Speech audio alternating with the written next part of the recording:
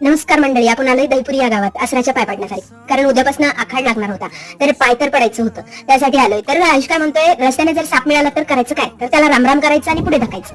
ही भाजी भाजी नाही, कापूस आहे, कापूस नाही, भाजी नाही, कापूस आहे, कापूस.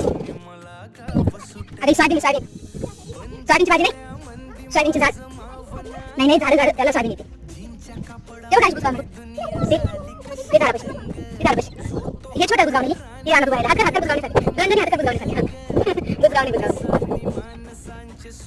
रस्त्याने आमच्या सोबत झालं तर काय, पुढे जाऊन लांडगा भेटला. लांडगा वाड्यामध्ये बसला होता, आम्हाला पाहून पळाला, पण आम्ही घाबरलो सर्वजण.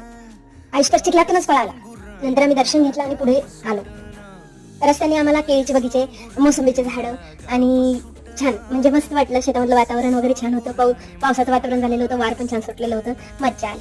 कोणाकोणाला हे गाव माहिती आहे कमेंट करा. व्हिडिओ आवडला तर लाईक करा, सबस्क्राईब करा चॅनलला. धन्यवाद.